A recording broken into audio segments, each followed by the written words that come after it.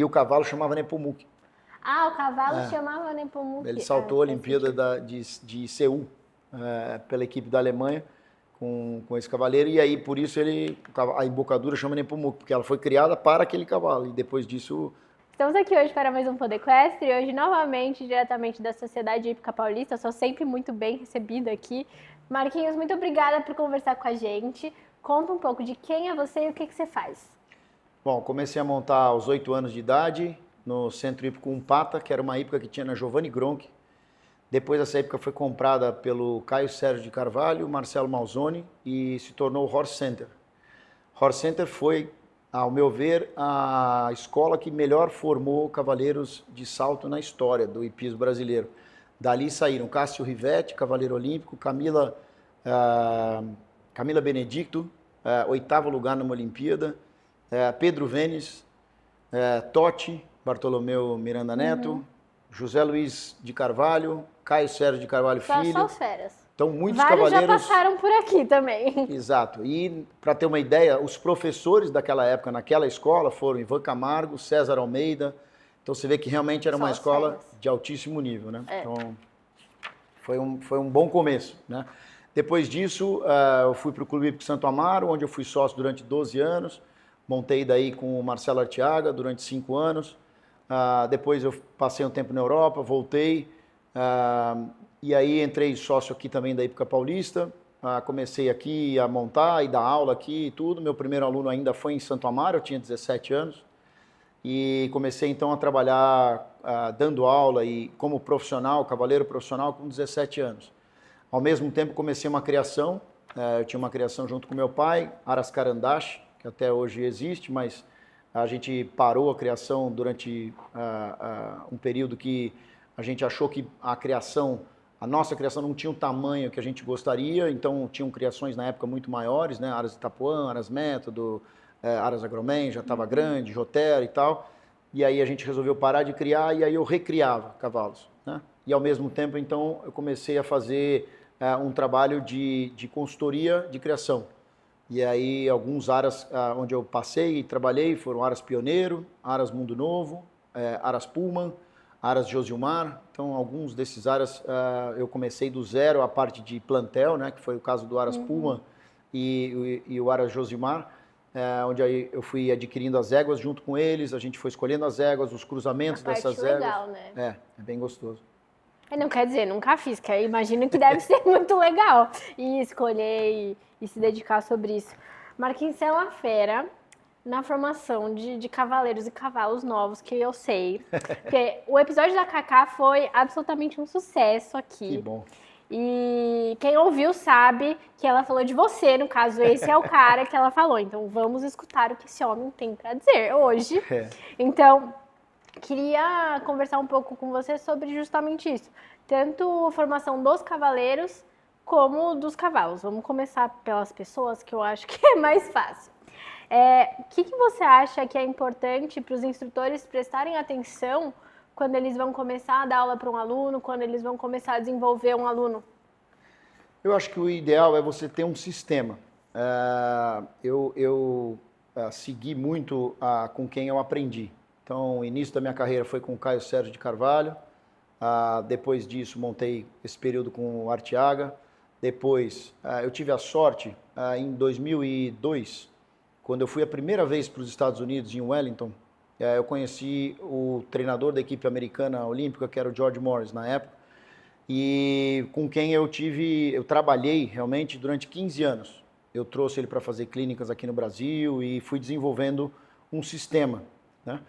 E aí hoje eu pego às vezes a criança com 8 anos, 9 anos, começo, que foi o caso da Cacá, foi o caso da Maria Luísa Marta, né, que é a Malu, e alguns outros que eu peguei bem cedo, outros eu já comecei um pouco mais tarde, com 14, 15, 16 anos. Pra velho igual esse não dá aula mais. E aí eu dou aula bastante para amadores também, né? Então já comecei com gente que começou no 80 centímetros, 90 centímetros, hoje saltam dentro da sua limitação normal e porque começaram tarde e resolveram se manter numa altura, 1,10 m, 1,20 m também, isso nunca foi uma questão. Eu acho que eu gosto de dar aula para quem tem interesse.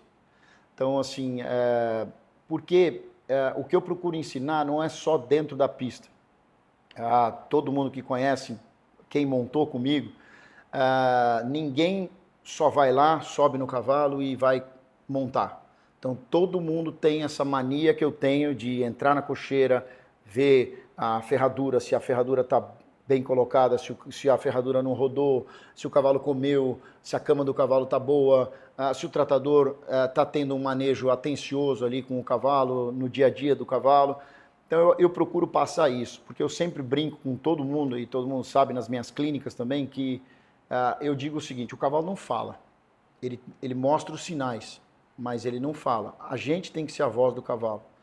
Então, isso eu falo para os pais muitas vezes. Eu já tive situações onde alguns pais falaram: olha, meu filho tem que terminar esse concurso, e o cavalo sentiu no meio do concurso, por exemplo. E eu falei: olha, infelizmente o cavalo não vai ter condições de terminar o campeonato. Fala para o veterinário se virar e dar um jeito. E o jeito é não pular, às vezes, né? Assim, você não vai dar um jeito, né? Então, eu procuro ser a voz dos cavalos, às vezes. Então, nesses anos todos, a ideia foi essa. Mas, voltando na parte de treinamento, eu procuro muito os fundamentos. Então, assim, a primeira coisa que um instrutor tem que pensar é no posicionamento. Então, eu começo pelas pernas, que para mim eu brinco que é a raiz da árvore, né? Então, uma boa raiz, o vento pode bater de todos os lados, que a árvore não cai. Você precisava ver meu último tom semana passada, então. Então, uma perna bem colocada, o cavaleiro bem posicionado de pernas, ele tem maior eficiência, então o cavalo vai atendê-lo melhor, ele não vai machucar o cavalo com a espora. Então, muitas vezes, a pessoa aprende a usar a perna de uma maneira e ela fala: nossa, eu vou mudar minha espora porque a espora está machucando o cavalo. Não é a espora, é a perna, é o posicionamento da perna. Então, a base de tudo no posicionamento está na perna. Depois a gente vai para o assento. Então, uma cintura bem flexível, que consiga acompanhar o cavalo. Depois a gente vai para o posicionamento do tronco. Então, hoje em dia, a equitação pede que o cavaleiro siga um pouquinho mais o movimento do cavalo. Antigamente, quando a gente falava lá dos anos 70 e tal, era ombro para trás, corpo para trás, equitação militar, corpo para trás. Hoje em dia, o corpo já não é para trás, ele é no centro de equilíbrio do cavalo.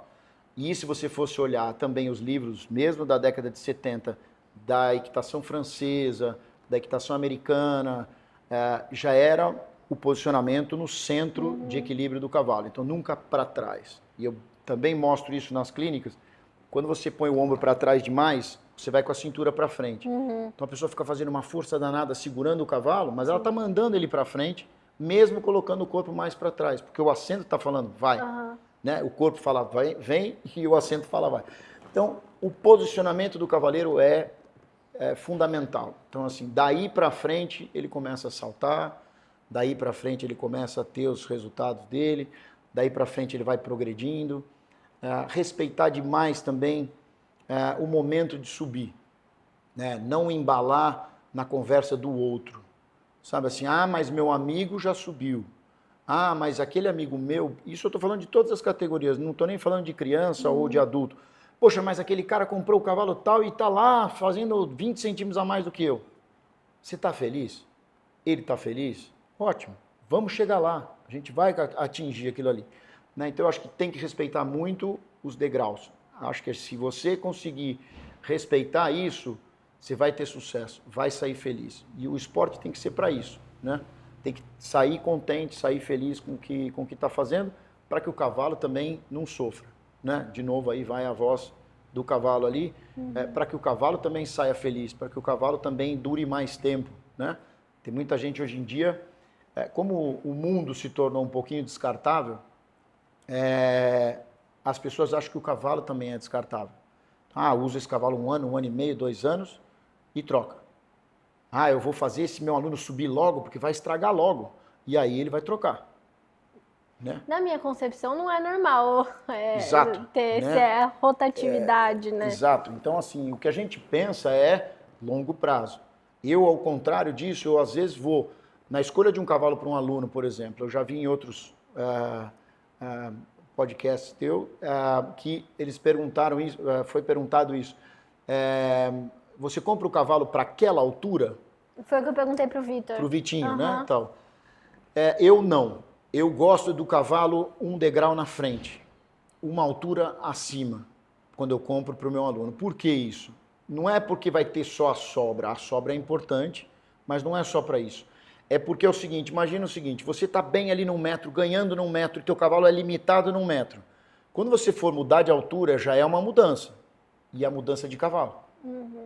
Então, se eu puder evitar uma mudança a mais, eu vou tentar fazer com que aquele cavalo possa saltar, levar meu aluno muito bem no I10, mas que ele também possa fazer um I20, que ele dure até lá, que ele chegue até lá, 1 ano, 2 anos, e aí ele vai fazer um I20 com sobra também, porque ele já era um cavalo bom disso. Então, eu vou evitar pelo menos uma compra a mais de cavalo a cada mudança de altura, entendeu? Então, eu acho que isso é muito importante, você pensar um pouquinho mais longo prazo, se é lógico, tem gente que tem mais condição, e, de novo, vai da forma que usa o cavalo, né? Do cuidado da cocheira, de ter um bom veterinário, de ter um bom tratador, para o cavalo durar mais tempo, né? Quando eu comprei o Fly High para Cacá, a Cacá estava saindo do mirim para o pré-júnior, era o primeiro ano de pré-júnior dela. O Fly era um cavalo de 9 anos, se eu não me engano, 8, 9 anos. Nós compramos ele para que ela chegasse no Under 25. Então ela ia saltar 1,30, 1,40 no Júnior, 1,45, 1,50 no Under 25. O Fly durou até o grande prêmio de 1,60 com ela. Então, a Malu, mesma coisa. Ela tinha uma égua que eu saltei em Wellington, saltei com ela bastante, tudo que foi a Arica, mesma coisa. Ela começou a montar a Arica no 1,30 m no pré-júnior, foi para o Júnior, chegou a saltar grande prêmio com a égua, saltou Under 25 na égua. Então, se você puder ter essa condição, melhor. Sim. Mas também tem que cuidar do cavalo.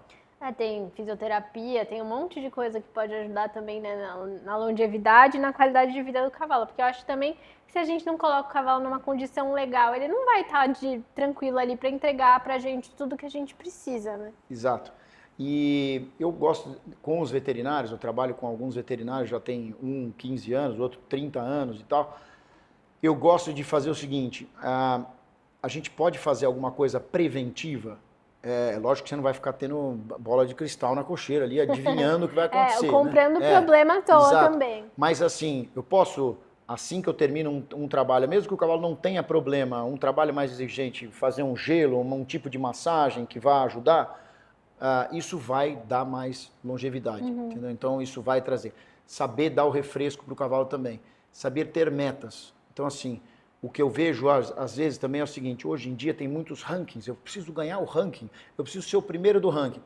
Aí faz o cavalo saltar 5 provas por mês, entendeu? Assim, não dá.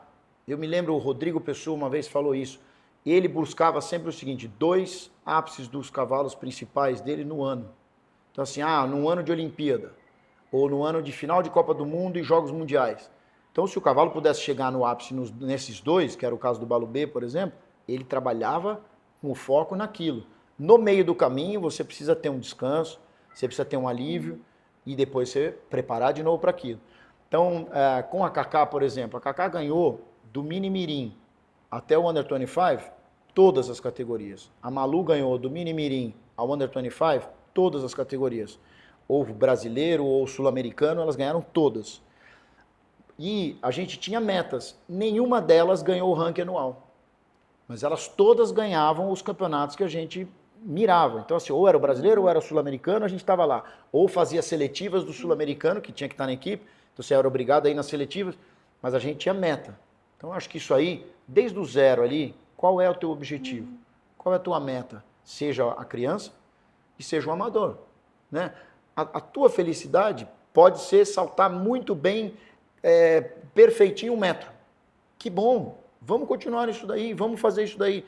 Quando você saltar 10 provas, olhar para trás e falar, nossa, eu fiz 0 em 8.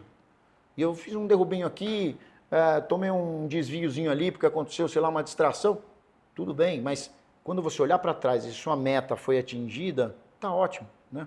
A gente não precisa chegar pensar todo mundo na Olimpíada, pensar todo mundo, né, lá no porque máximo. O esporte ia ser muito restrito daí, né? Exato. Todo mundo treinando para a Olimpíada sempre. Nossa, ia ser uma coisa até exaustiva, né, para todo mundo. E agora, nós alunos, eu posso falar em nome dos alunos, né? Dos profissionais não dá, mas dos alunos eu posso. Como a gente não tem a sorte, o benefício de ter nosso instrutor ali 150% do tempo com a gente, seja montado ou fora do cavalo, o que você falaria que os alunos têm que prestar mais atenção, seja montado ou não? Olha, quando você estiver sozinho, sempre procurar fazer um exercício que você fez próximo das tuas últimas aulas, que é onde a memória está mais fresca. Tá? Então, procurar reforçar aquilo que o teu professor pediu. Ou se você não monta todo dia com o seu professor, mas você monta todo dia. Às vezes tem gente que tem aula 2 vezes por semana, 3 vezes por semana, mas monta outros dias sozinho. Então, praticar aquilo que o teu professor pediu. Na aula anterior, ou numa aula que você teve um pouquinho mais de dificuldade e agora você está começando a melhorar naquilo, pratica mais um dia aquilo. Faz de novo aquilo. Traça alguma coisa no treino também, ou no trabalho de plano e tudo. Finge que você está fazendo um percurso. Então, o que você precisa no percurso? Aumentar, diminuir, fazer uma boa curva, fazer uma curva com o cavalo equilibrado. Tenta fazer isso sozinho. Não são todas as hípicas que têm picadeiro de espelho, mas aonde tiver, melhor ainda. Então, não monta lá conversando, com o iPhone na mão, com o telefone, não sei o quê. Eu brinco sempre o seguinte, quando a gente sobe ao cavalo, a concentração tem que ser para ele. Ele vai dar a concentração dele para você. Respeita ele. Não estou nem falando do professor, estou falando do cavalo. Porque ele vai estar ali embaixo de você, se dedicando 100%. Ele vai estar ali esperando um comando seu. Lembra que o comando dele vai na boca do cavalo, que é o que a gente tem de mais sensível, e na coluna. Então a gente está sentado em cima da coluna do cavalo e falando com ele com as mãos dentro da boca dele. Você imagina aquilo ali conversando, sem prestar atenção, fazendo de uma forma desleixada, como se você estivesse num banco conversando. O cavalo está sofrendo naquilo ali. Às vezes o cara nem percebe, vai conversando, vai brincando, dá um alto bruto, o cavalo está ali embaixo sofrendo ali, e ele nem viu o que ele fez com o cavalo. Não é nem com má intenção, mas é uma falta de atenção ao cavalo. Então, acho que naquele momento que você vai montar, se concentra, mesmo sem o professor, vai ter um resultado enorme isso daí, se você se concentrar num trabalho e pensar num trabalho em cima daquela necessidade que você vai ter. Então, a pista é isso, aumentar, diminuir, fazer curva, eu vou trabalhar isso no plano. Aumentar, diminuir, fazer curva.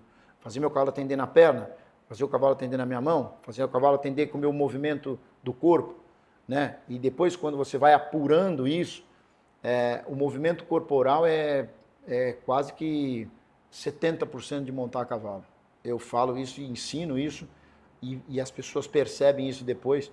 Eu tenho uma aluna amadora que salta 1 metro, já monta há muito tempo. Hoje ela consegue trabalhar o cavalo dela no plano com mais de 60% de comandos com o corpo dela. Ela quase não usa a perna, ela quase não usa as mãos. Ela só vai fazendo o movimento com assento, vai sentindo o cavalo um pouquinho para um lado, um pouquinho para o outro, ela vai posicionando a perna um pouquinho para um lado, um pouquinho para o outro, e o cavalo vai fazendo. É um cavalo extremamente adestrado também, mas hoje ela consegue fazer isso só com movimento corporal. Então isso é concentração, né? Isso é montar prestando atenção no cavalo. Legal.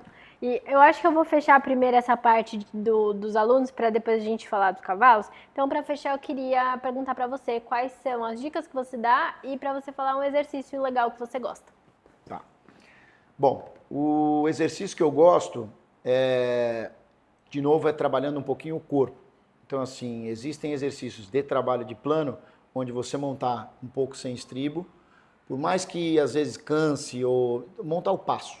Se não der para trotar, galopar, ou o cavalo é um cavalo que pode corcoviar, pode fazer, monta na andadura que você tiver confiança. Mas montar sem estribo é muito importante. Vai te dar uma base, vai te dar um equilíbrio, vai te colocar a perna 3, 4 centímetros mais alongada. A hora que você se colocar no cavalo de novo, você vai ver que a hora que você calçar o estribo, você tem um encaixe completamente diferente. Então, por mais que, de novo, ou a pessoa mais velha não aguenta trotar, galopar sem estribo, ao passo. Ao passo, sem estribo, é muito bom. E transições. Então, assim, fazer as 3 amplitudes das 3 andaduras. Então, assim, o passo tem 3 amplitudes. O médio, o longo e o curto.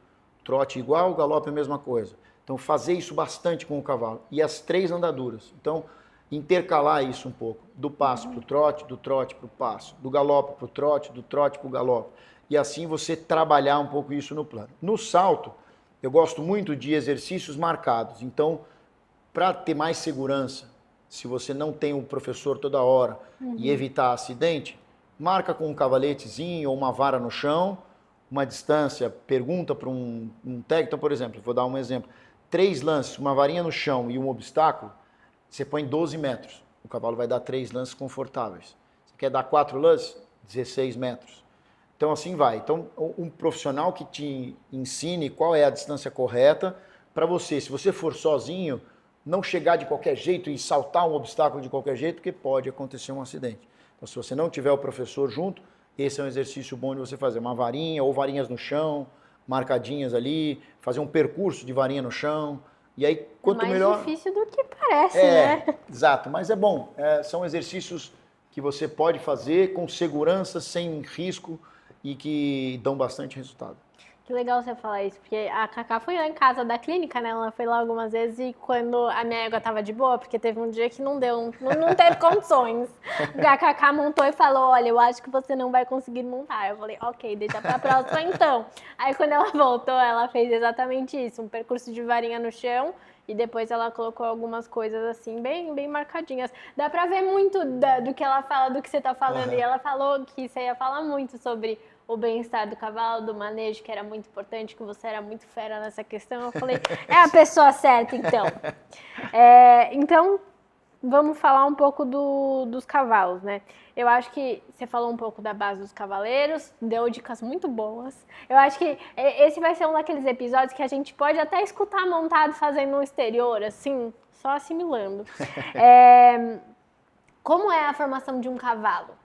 Você falou um pouco que você fez a consultoria para vários áreas, então acho que você pode falar desde o começo, né, como é que pensa nesses cruzamentos e quando esse cavalo é domado depois quando ele vai se preparar para o salto, como é que é esse início? Então, a escolha vai desde do cruzamento, realmente, a alimentação, depois um bom casqueamento, né?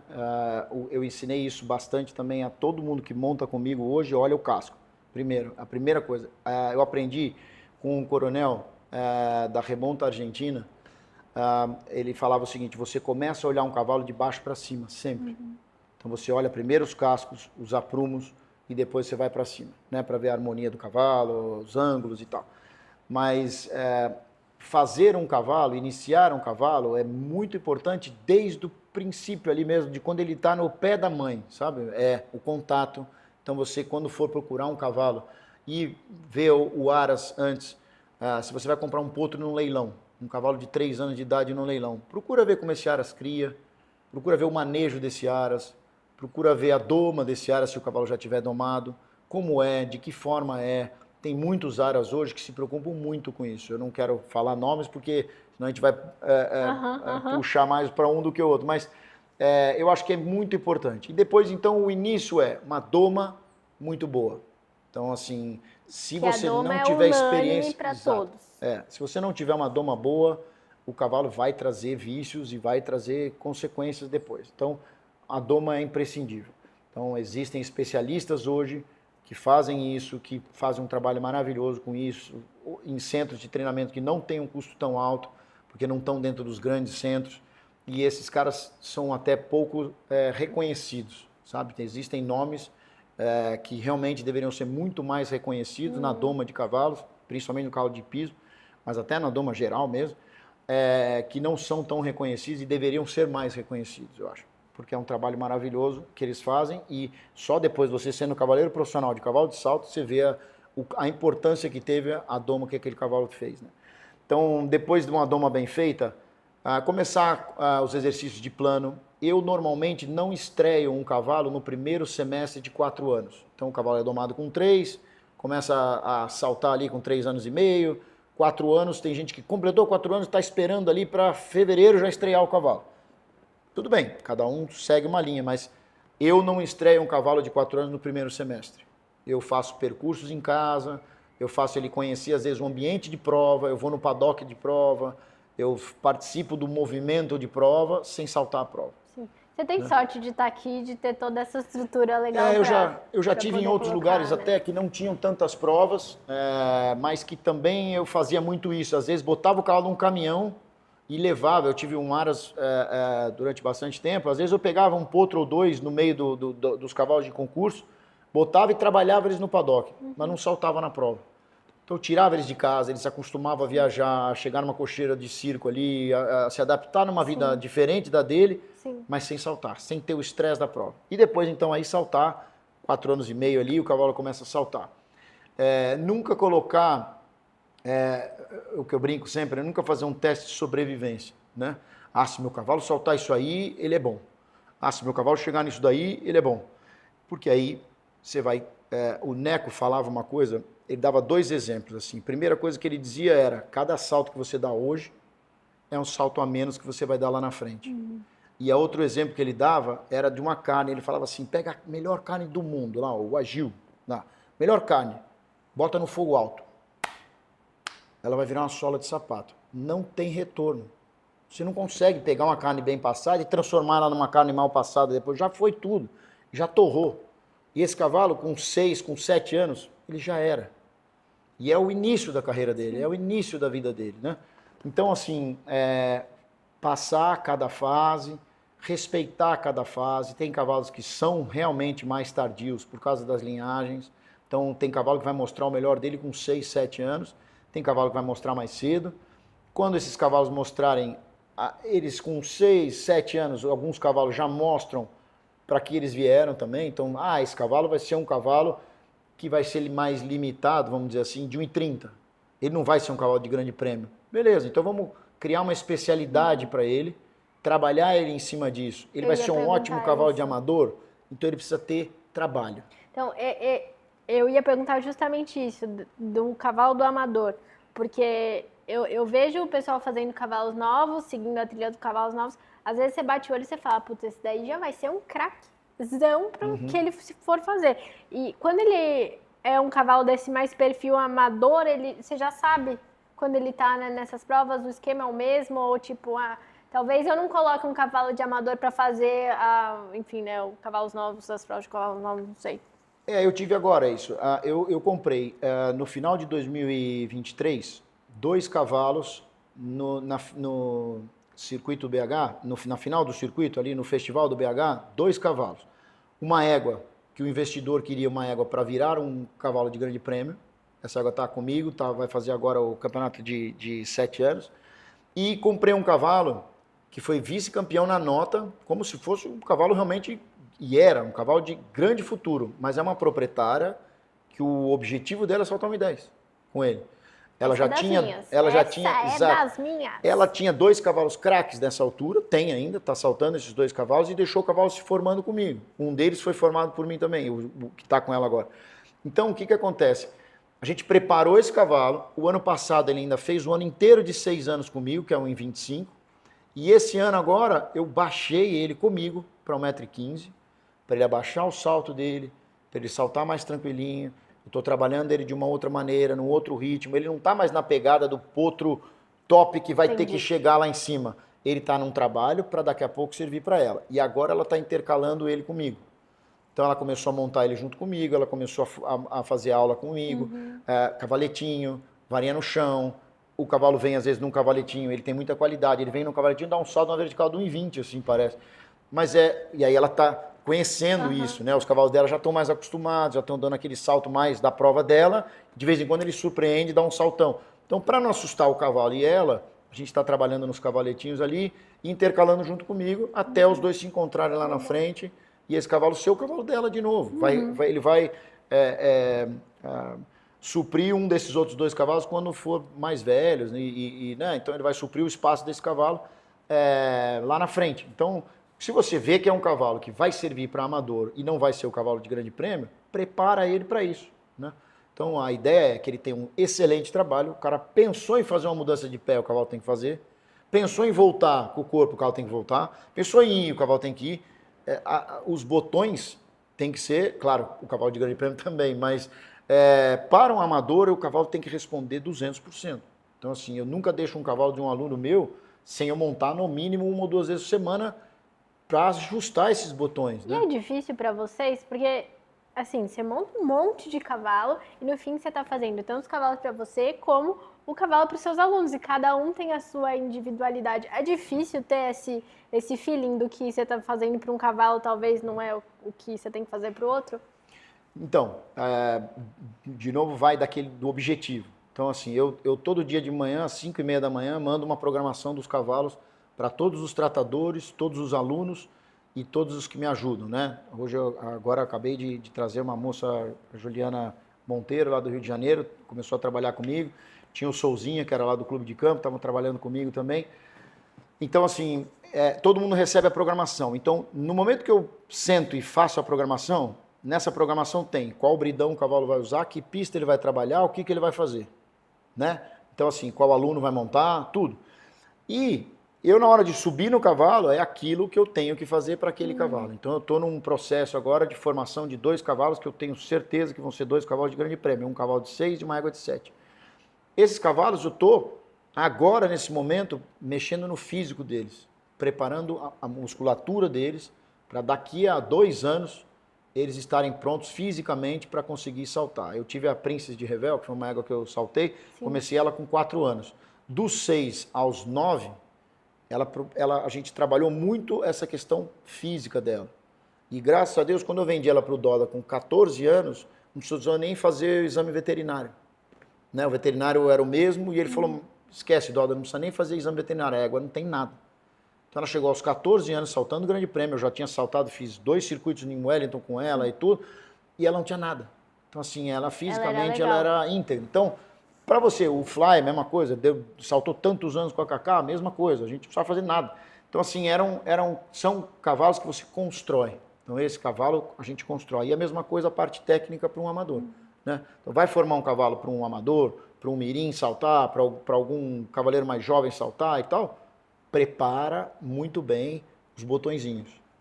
Tudo tem que funcionar a 1000 ali para poder dar resultado, senão não vai. Eu ia falar justamente da sua parte do que você julgou os cavalos, ia puxar esse tema agora, mas aí eu lembrei que você também julgou os cavaleiros nos campeonatos e que você me contou agora, antes da gente começar, do julgamento técnico para as alturas da juventude, né? Me explica para mim como é que é um pouco isso, porque eu fiquei surpresa, eu achei que era só pra gente da escola. Então eu comecei julgando os cavaleiros na época ainda da Karina Smith, quando ela era diretora da Federação Paulista, na época nosso grande amigo Sérgio Stock também era um dos juízes, e joguei muita prova com ele da escola. Depois disso, deu um tempo, aí parou um pouco, depois na gestão do Gabriel Cury, na Federação Paulista, voltou o julgamento técnico, eu julguei bastante de novo na escola. E a CBH, já faz alguns anos, acho que uns 3 anos ou 4, a CBH também levou o julgamento técnico para as categorias de alta performance. Então, do mini mirim até o under 25, os últimos 3 ou 4 brasileiros tiveram julgamento técnico. Então, o Marcelo Blesma julgou as categorias de júnior, o Caio julgou as categorias de júnior, de under 25, pré-júnior, eu julguei mini mirim, pré-mirim, mirim.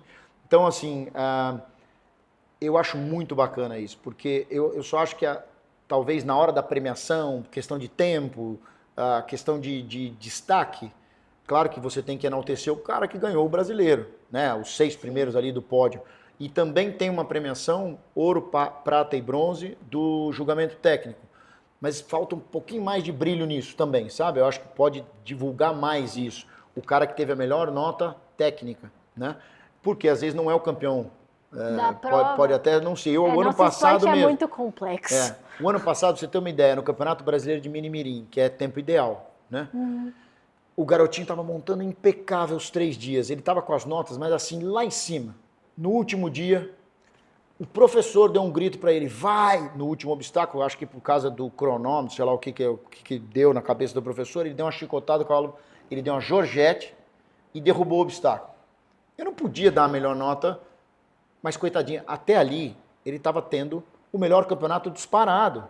E ele não foi pro desempate do tempo ideal lá, não ficou entre os 6 primeiros. E eu dei a premiação para ele, medalha de prata. Teve uma outra menininha que montou super bem, conseguiu classificar e tudo mais. Mas eu tinha que trazer ele pro pódio. Não tinha como deixar aquele garoto fora, entendeu? Porque ele montou impecável todos os dias. Foi um grito, eu não sei nem se foi o professor, mas alguém gritou para ele ali. Ele foi naquele embalo e bateu. Então o julgamento serve para isso. Eu acho que e também nos cavalos novos, a mesma coisa. Então, a partir do momento que a Confederação Brasileira e a BCCH voltaram ao julgamento técnico, muita gente, o brasileiro não tem muito a cultura de aceitar o julgamento técnico. Falta um pouco isso. Na Europa, como eles têm uma divulgação muito grande do adestramento e tudo, então eles sabem respeitar melhor isso. Nos Estados Unidos, mais ainda por causa do Hunter. Né? É 100% subjetivo. Né? Então eles são muito treinados nisso. O brasileiro não é. Mas isso faz com que amanhã um cavalo dos 4 anos e 5 anos, que são as 2 categorias julgadas, que se sobressaia também um bom trabalho. E que isso vai começar a mostrar aos criadores, proprietários de cavalos, ou no caso também o pai do aluno num campeonato brasileiro, que um bom trabalho funciona. Um bom trabalho é reconhecido. A técnica vai levar em algum lugar. Então, os cavalos novos e os garotos estão no início de tudo. Né? É o começo ali, são os primeiros passos. O pessoal acha, meu filho ganhou todos os brasileiros, não sei o quê. Tá, mas agora ele chegou no 30. Agora que ele está vendo hipismo de verdade. É daí para 1,40 que o hipismo começa. Estou falando na alta performance. Né? Mas... Pode a ficar mesma... sossegado, aqui eu não... E eu acho também assim, o que eu vejo às vezes, no campeonato de amador, eu vejo muito campeonato de amador de 1 metro, de 1,10 m, que o cara é campeão brasileiro várias vezes. Se pergunta aí, tem alguns aí que já ganharam algumas 3, 4, 5 vezes. O cara não sabe em que mão ele começa a galopar para o 1. O 1 é a esquerda, o cara galopa na mão direita e vai embora e ganha, blá, blá, blá. Ele está ganhando, legal, mas onde ele vai chegar, né? Assim, não sei, eu acho que o hipismo é muito mais do que isso, né? Acho que... Mas agora eu acho que uma pergunta difícil, não sei se você vai ter uma resposta, mas eu queria saber a sua opinião sobre, se a gente falou um pouco do porquê o julgamento técnico talvez não é tão popular. Você acha que é só falta de divulgação ou você acha que tem alguma outra questão? Porque... Você falando pra mim, eu chegando numa prova hoje, minha primeira prova, meu professor fala, tem quem ganha a prova e tem também um prêmio para quem monta melhor. Nos meus valores, eu gostaria muito mais de ganhar o prêmio de quem monta melhor do que quem ganhou a prova. Então, eu não sei. Eu acho o seguinte, talvez... Porque o principal motivo quando você faz o julgamento técnico, seja de criança, seja de jovens, né, ou de cavalos novos, é a melhoria técnica. Se você tivesse uma resposta para essas pessoas após o julgamento, como era antigamente, quando na época da Karina, ela comentou até que é o seguinte, eu julguei, eu demorei muito mais tempo depois sentadinho na mesa recebendo os pais e os alunos e os professores do que julgando. Mas isso foi de um benefício enorme, porque eles passaram a entender o que estava acontecendo. Eles passaram a entender o motivo do julgamento técnico. Se você tivesse num campeonato brasileiro de cavalos novos, ou no Festival do BH, lá, no julgamento, após o julgamento, a comissão técnica lá, são 4, 5 juízes que julgam, tivesse sentadinho ali recebendo os donos dos cavalos, explicando, porque às vezes o cara não entende o que você falou mesmo. Mas existe essa abertura? Né? Existe no site as notas, mas você não tem uma explicação. Tá. E essa explicação leva a isso, a valorizar e a entender, de fato, né? Porque muitas vezes o cara fala assim, meu cavalo fez 0 os 3 dias no brasileiro, não ficou nem entre os 10. Sim. Tá, mas ele não é um cavalo que no critério do juiz estava dentro dos 10 melhores cavalos daquele campeonato. E eu acho que o critério do julgamento dos cavalos, a gente envolve uma questão mais de também biologia. Sim. Porque eu acho que a raça do BH, ela vem evoluindo muito, né? E eu acho que nos últimos anos, mais ainda, você vê que a gente hoje tem cavalos modernos, cavalos que são super elásticos, que estão assim, a gente não fica mais tão para trás com uma criação que vem de fora. Mas isso vem por causa dessa seleção não natural, né? Mas do julgamento da qualidade que a gente escolhe passar, né? Pra frente com os cavalos. Sei lá, eu acho que essa questão. A criação, ela traz isso realmente. Eu brinco assim, é só a pessoa não estragar muito que o cavalo chega. Né? Mas aí vai a doma, vai o treinamento, vai a forma de iniciar, vai não queimar etapas e tal, e aí você vai conseguir chegar. Mas, de novo, eu acho que o julgamento, se a pessoa entender o motivo melhor, e você vai dar esse motivo no momento que o cara sentar com você, ou com 5 juízes, e escutar, olha, seu cavalo,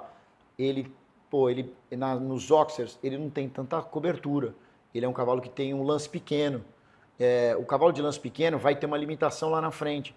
Então, a hora que ele tem um galope tão pequeno, o teu cavaleiro foi obrigado, naquelas 2 linhas ali, a colocar um galope a mais, porque o teu cavalo não chega. O cara vai falar, nossa, é isso? Mas poxa, isso... então eu tô até para a criação dele também, Entendi. sabe? Ele pode... Porque você tem que pensar no seguinte, num julgamento técnico de criança ou no julgamento técnico de cavalo é igual, são os filhos.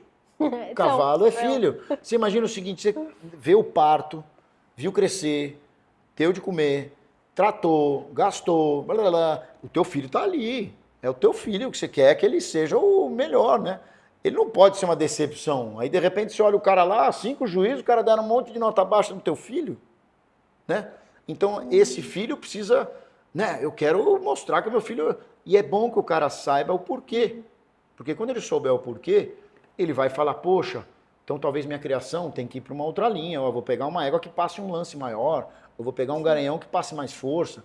Eu vou ter uma égua com mais aptidão, né? E dentro desses atributos que são julgados no cavalo, tem alguns que são treináveis, tipo melhoráveis de um ano para o outro? São. Ou é mais uma característica, o cavalo é assim e assim? Por exemplo, tem um item que é a montabilidade, que você apresenta ali o cavalo que tem uma maior facilidade de condução, né?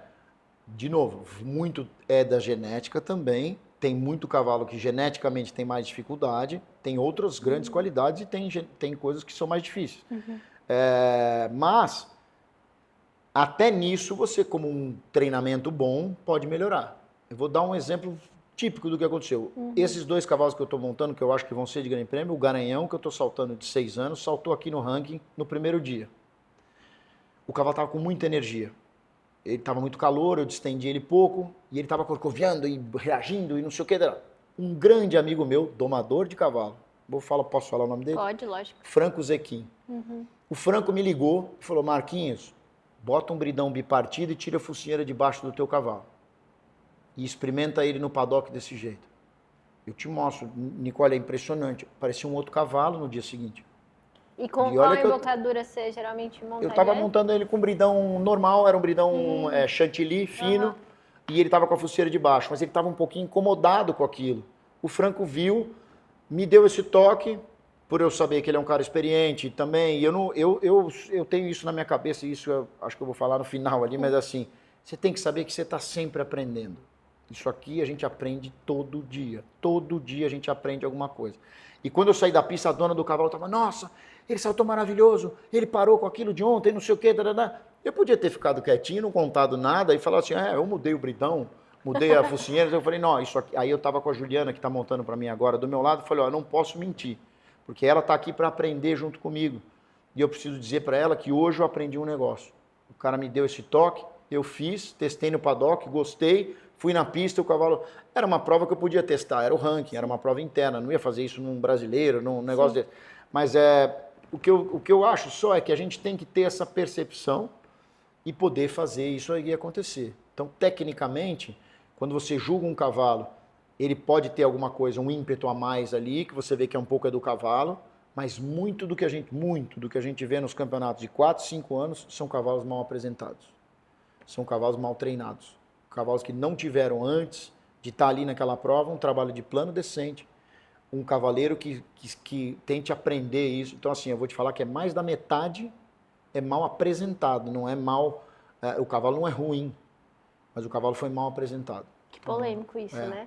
Porque eu acho que todo proprietário que coloca o cavalo na mão de um profissional acredita que está, né, dando a melhor condição para ele. E eu acho que isso entra também, a gente falou um pouco disso no podcast do Vitinho, acho que foi em outras palavras, mas eu acho que também por causa de falta de informação. As pessoas têm tanta coisa para elas escolherem e elas não sabem tomar a decisão mais favorável para elas. Sim.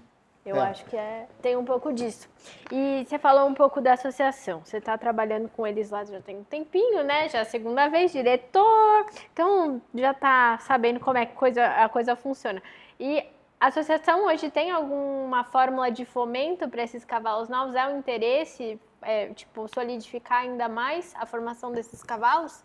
Eu entrei esse ano na gestão do Antônio Fortino. É a segunda vez que ele assume a BCCH, né? Ele fez um projeto antes de 2016. Ele fez um projeto que chamava-se Projeto BH Olímpico.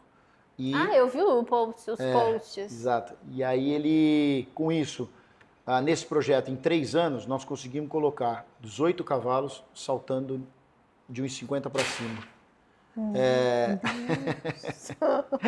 Que é isso? Vai. Então ele conseguiu, com isso, nesse projeto, a gente conseguiu colocar 18 cavalos saltando grande prêmio. Um cavalo na equipe do Brasil, que foi o Land Peter do Feroleto, com o Stefan. O cavalo entrou no processo, todo o projeto, com o Serginho Marins. Na época o Serginho não podia ir para a Europa fazer a seletiva olímpica, mudaram de cavaleiro, o cavalo já estava pronto, já teve essa base, já teve esse processo todo. Então esse projeto ele era feito da seguinte forma: a gente tinha clínicas, os cavalos eram julgados por uma comissão. Essas clínicas instruíam depois os cavalos escolhidos, instruíam os cavaleiros e os proprietários como conduzir esses cavalos. Aqueles que seguiam permaneciam no projeto, aqueles que não seguiam saíam do projeto. Então esse projeto agora aconteceu exatamente a mesma coisa. A gente está lançando de novo, agora em 2025, um projeto para 2028, que é o projeto BH Olímpico Los Angeles 2028. Nesse projeto, a gente tem uma ideia a longo prazo, né? Paralelo a isso, a CBH e a BCCH estão fazendo o circuito BH de cavalos novos de 2025, então ele vai de março a dezembro, que a gente vê isso como um projeto médio prazo. É 1 ano de projeto, né? E depois tem um projeto um pouco mais curto prazo, que é um projeto chamado Grand Slam, que é com o incentivo do Rosa Mística, para levar os cavalos a Lanaken, que é o Campeonato Mundial de Cavalos Novos. Esse eu digo que é um projeto a curto prazo. Por quê? São 4 etapas, onde os cavalos vão fazer pontos, eles têm que ter resultados nas provas, para daí estarem prontos para ir para Lanaken. E aí o campeão dos 5, 6 e 7, a BCCH vai pagar a ida dos cavalos para lá, e a BCCH tem 2 vagas em cada idade, então ela ainda pode levar mais um, mas aí é a custo do proprietário. Entendi. Né? Então, hoje a BCCH vai oferecer então 3 maneiras de você preparar o seu cavalo e escolher de que forma você quer preparar o seu cavalo. Quer pensar um pouco mais curto prazo? Eu não estou dizendo que é melhor ou pior, hein? Sim. Mas assim, você quer pensar um pouco mais a curto prazo? Põe o cavalo para ganhar o Grand Slam. E aí teu cavalo vai para Lanaken. Você quer pensar a longo prazo? Vai fazendo as provas do circuito BH, que são ao longo do ano todo, e teu cavalo pode sair o campeão do circuito BH de cavalos novos. Vai ter uma premiação extra e tal. Além das etapas terem premiação em dinheiro, você tem uma premiação extra no final do ano. Não, eu estou pensando mais longo prazo. Aí os cavalos de 6, 7 e 8 anos começam agora no primeiro semestre. Temos 7 etapas, que é do projeto olímpico. Temos uma comissão de 10 juízes. Cada uma dessas 7 etapas do primeiro semestre vão ser julgadas no mínimo por 3, no máximo por 5 juízes. E aí os cavalos vão ser eleitos para o projeto. Aí a partir de julho sai a primeira lista. A cada 6 meses essa lista vai mudando. Tá. A gente pode incorporar mais cavalos que não estavam tão bem, mas que melhoraram ao longo desse processo. Tá. Ou pode tirar cavalos que não seguiram o que o projeto pede. Você tem um protocolo a ser seguido. Tem um protocolo. Você assina como proprietário e como cavaleiro que você vai seguir o protocolo que a BCCH indica fazer. Então são as clínicas, então a gente tem o Pete Heimakers, que é o técnico da equipe brasileira agora, ele vai dar uma clínica. O Hélio Pessoa, irmão do Nelson Pessoa, vai vir dar uma clínica. A gente vai organizar algumas clínicas ao longo desse período, a cada 6 meses uma. Esses cavalos que estiverem no projeto, eles não vão pagar a clínica, mas os cavalos que quiserem participar também, eles podem participar pagando normal a clínica. Por quê? A gente também quer ver aquele que não entrou no primeiro momento, de repente não entrou por um motivo qualquer ali do momento. Às vezes é o primeiro semestre, o cavalo não está tão bem, pode melhorar no segundo, então a gente vai resgatando isso aos poucos, né? A gente começou com os de 6, porque senão não dá idade para chegar na Olimpíada, né? É isso que eu ia perguntar, tem uma idade, tem idade pro cavalo então? Tem uma quantos idade. anos o cavalo tem que ter? Ele tem que ter no mínimo, mas assim, praticamente impossível, né? Um cavalo de 8 anos, mas ele tem que no mínimo 8 anos para estar numa Olimpíada, mas pode ter. No passado tinha, mas... Na sua visão como profissional, o ideal para o cavalo chegar nesse prime, no supra-sumo da habilidade atlética dele seria quantos anos? Olha, eu acho que um cavalo bem construído, antes dos 8 anos, ele não está 100% pronto. Antes dos 8 anos. Tem cavalos mais precoces, tem cavalos que com 6 anos, é o que eu brinco até, tem cavalo que nasce pronto, né? Assim, aí vai aquilo da genética e tal, e da característica mental do cavalo, assim, né? Isso é uma coisa que hoje tem muito cavaleiro, você pega os top do mundo hoje, eu até teve uma reportagem, uma brincadeira que eles fizeram no Instagram e tal, o cara perguntou isso. E eram 10 dos melhores cavaleiros do mundo, né? O que você prefere, um cavalo ganhador ou um cavalo com a mente boa? O cara falou, eu prefiro um cavalo com a mente boa. Porque o cavalo com a mente boa é o cavalo do campeonato, às vezes. Não é só o ganhador da prova. Tem o ganhador de prova, mas tem aquele cavalo que é doido. Ele ganha a prova, mas ele é maluco. Em 3 dias ele é um cavalo em cada dia. Né? Esse não é um cavalo de campeonato. Né? Então esse cavalo de campeonato, de 3 dias ali, de uma Olimpíada, de um Mundial e tal, ele precisa ser estável. Né? Consistente, né? Ele tem que ter uma cabeça muito boa. E a mesma coisa vai progredir. Então tem cavalo que melhora todo dia. E tem cavalo que é mais difícil. Você tem que ir ali martelando, fazendo, é um ferro frio ali um pouco, você vai martelando, vai ajudando. Tem cavalo que ele é um ferrinho quente ali, que todo dia ele pega um moldezinho diferente ali, pro bem e pro ruim. Né? Por isso que a gente sente muito hoje também, nos julgamentos, a gente fala, nossa, que dó esse cavalo nessa mão, porque esse cavalo tem tudo para aprender rápido, para pegar e não vai virar. Né? Então, assim, mas a gente não pode chegar pro dono do cavalo e falar, ó, teu cavalo não vai virar porque tá fazendo errado, né? É antiético também. Mas o que dá para fazer, aí eu acho que é o ponto do julgamento técnico, é mostrar por que ele não teve uma nota boa. Né? Então você acha que incorporar essa sessão de feedback, seja para os cavaleiros e né, os pais, os professores, tanto quanto para os proprietários e para os profissionais que estão montando esses cavalos? Sem dúvida. Então hoje não temos mais essa colocação. Esse feedback não tem. Tem as notas nos sites. A Andrea comentou que quando ela julgou, acho que algum campeonato no final do ano passado, as pessoas iam atrás dela quando encontravam ela em prova, mas também difícil, né? Comigo aconteceu isso. No Brasileiro de Minimirim, principalmente, né? Porque aí a mãe veio perguntar... Quantos conjuntos você julgou? Minha filha ficou em 6º no campeonato, né? Assim, mas você não pôs ela entre os 3 primeiros. Então, né? Mas, assim, né? Deixa eu te explicar. Olha, aconteceu assim, o professor estava junto. Eu falei, olha, ali ela deu uma caroninha, ali ela deu uma saidinha na frente, ali não sei o que, olha, tá aqui a planilha dela, vou te mostrar. Aí eu peguei a planilha da menina e mostrei. Mas só que às vezes se a pessoa vem falar com você uma semana depois, você não lembra mais. Ali tinha uns 110 mini-mirins, então, né? Você imagina, não... eu pedi a Juju, minha filha, até para me ajudar nas notas. Eu falei, vai anotando, Juju, vai bom. Que fofa. E ela foi fazendo. Posso voltar, antes da gente acabar, posso voltar numa coisa que você falou e eu fiquei curiosa? Você falou que na sua lista do planejamento da semana tem ali o que cada cavalo vai fazer e com qual material ele vai estar, e aí você deu o exemplo da embocadura. Quando que você sente que você tem que trocar isso e por que você não deixa sempre igual sempre? Tá. Eu uso esporas diferentes em dias diferentes, dependendo do trabalho que eu vou fazer. Isso daí? Não. Eu uso espora e meus alunos também. Então eu tenho uma aluna minha que usa uma espora para trabalhar e uma espora para saltar na prova. Porque a égua dela atende menos ela na prova, no trabalho de plano, ela usa uma espora maior, na hora da prova a égua dela é quente pra caramba, a gente usa uma espora menor. Então a gente tem isso aí. A embocadura é a mesma coisa. Eu uso, às vezes, alguns cavalos usam uma embocadura para trabalhar, uma embocadura para saltar. Então isso tem, e isso vai muito, muito da experiência, né? Assim, a gente tem E vai muito do que você quer com aquele tipo de cavalo, o tipo físico do cavalo. Tem cavalo que tem o pescoço mais invertido, então você tem que procurar uma embocadura que ele se sinta mais confortável. O trabalho de plano tem que ser um trabalho que ele vai estender mais o pescoço, ele vai trabalhar mais as costas, ele vai aprender a usar o pescoço de uma forma melhor. Com o passar do tempo, vai criar um músculo diferente no pescoço e ele já não vai ser mais tão invertido assim.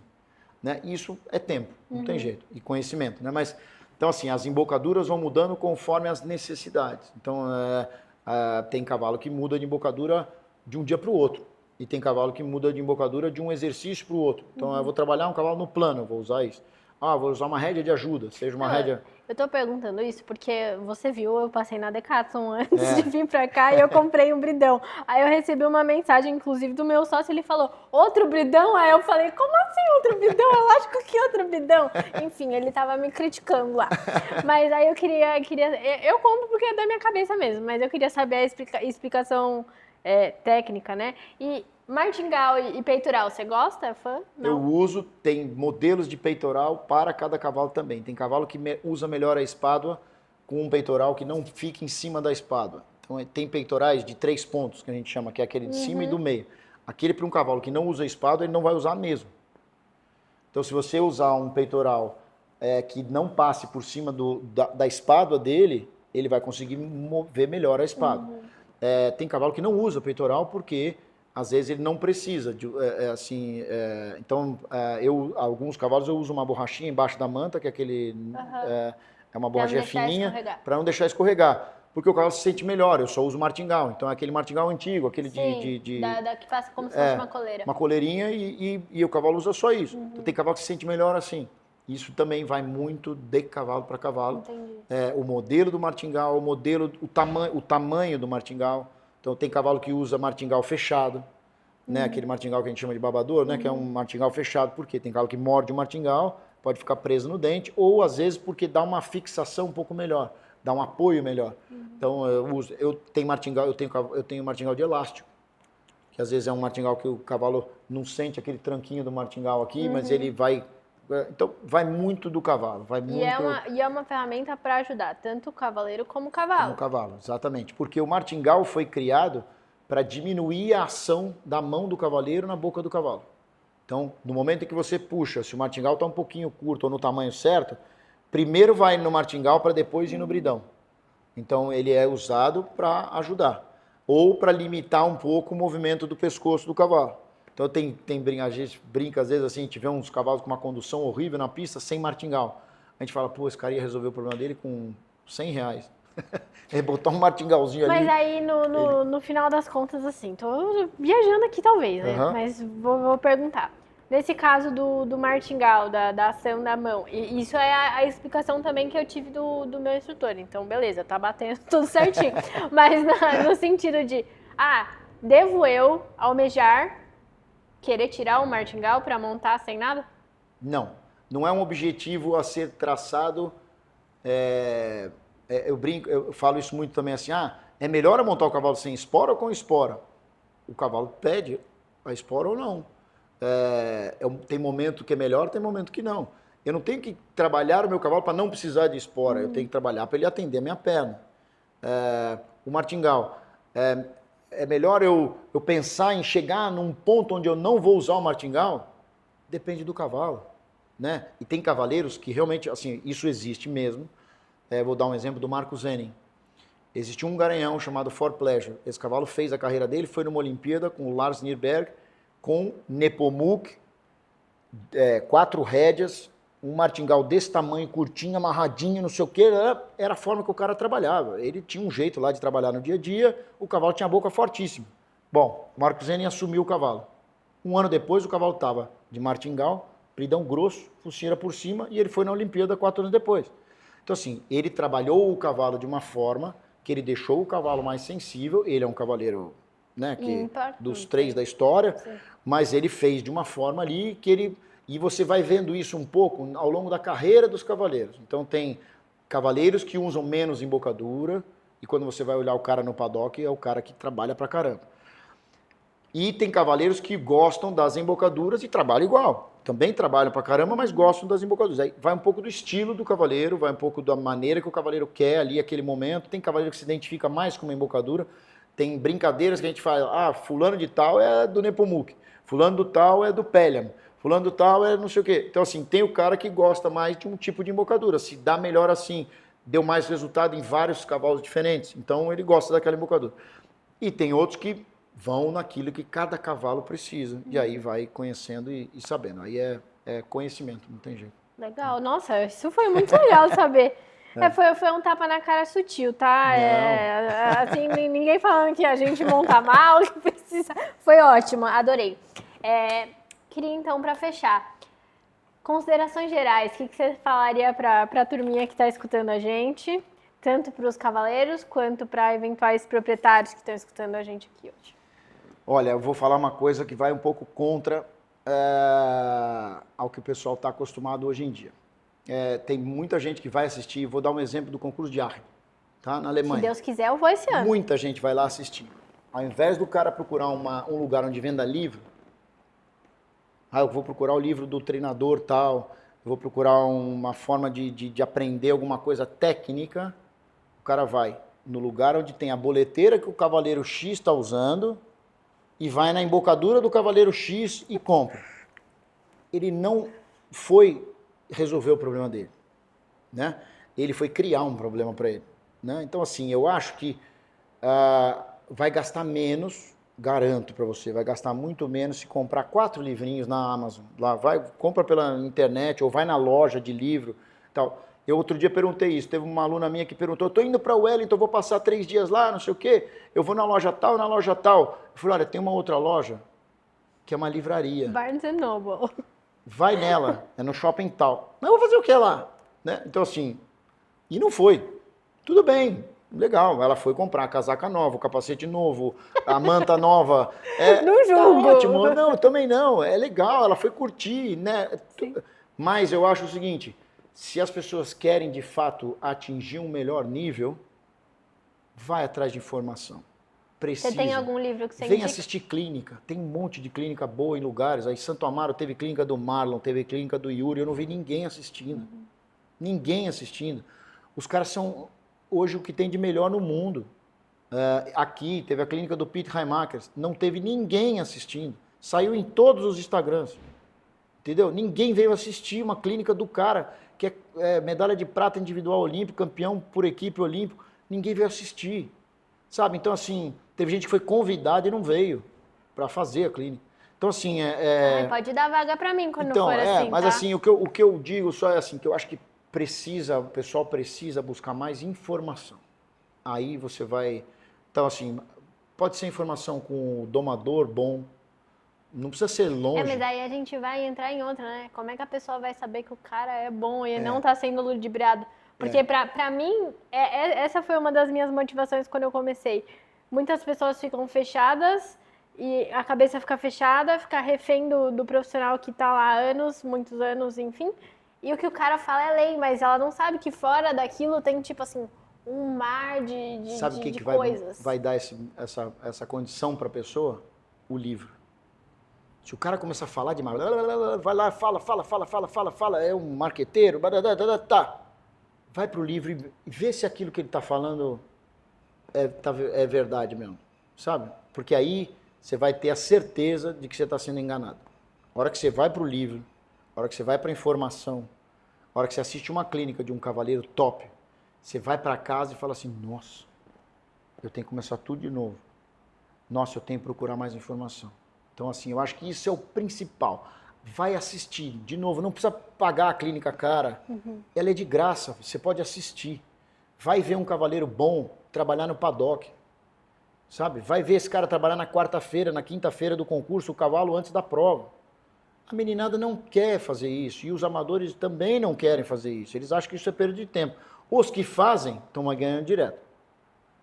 Eu tinha uma equipe no XTC, a equipe Império. Eu tinha uma menina de Curitiba, a Annelise. Ícone, eu amo ela. Ela não sai do paddock. ela é médica, às vezes ela não tem tempo de ir. Mas ela, quando ela tá num grande prêmio desse, muitas vezes ela perde o grande prêmio do indoor aqui para assistir aqui dentro, para estar lá no paddock vendo. Ela é incrível. Entendeu? Então, assim, por quê? E vai ver quantos brasileiros e quantos títulos e quantos não sei o que ela tem. Ela é uma mesmo que todo mundo já falou para ela, por que você não foi pro In-20 ainda? Você vai ganhar igual. Ela falou, porque não estava na hora. Minha égua tem confiança no 1,10 m, eu tenho confiança no 1,10 m, eu vou ganhar, nisso aí eu vou ficar. Mas ela se informou. Ela montou um pouquinho com o Doda, na época da coisa, teve um campeonato brasileiro que o professor não pôde vir, ela montou um brasileiro comigo aqui, ela procura informação. Então, e não precisa ser para saltar alto, pode ser para saltar 80 centímetros, mas você vai entender quem está falando certo e quem está falando errado. A partir do momento que você assistir uma clínica dessa, você abrir um livro desse e ver, você vai ter total certeza. A última coisa que eu vou te falar só é o seguinte, eu tenho um lema na minha Brazilian Riding Academy que é o seguinte, não basta ver, é preciso enxergar. Então você só vai enxergar, essa janelinha só vai abrir quando você chegar na informação. Então, se você puder assistir uma clínica boa, você vai ter, a tua janelinha abre na hora e você fala, caramba, eu preciso aprender. E aí começa. Marcos, e para quem gostou de te ouvir, gostou da sua filosofia, dos seus métodos, porque foi de fato muito interessante, como é que faz para te achar? Então, eu tenho a Brazilian Riding Academy, né, que é Brasilia Riding Academy no Instagram. E tem o meu Instagram, que é Ribeiro Júnior Marcos, ribeirojunior.marcos. Que está disponível para dar informação para a turma, então. Para tudo. Aí é só me procurar por ali, acessar ali e a gente já conversa. Então tá bom. Obrigada. Obrigado a você e parabéns. Obrigada.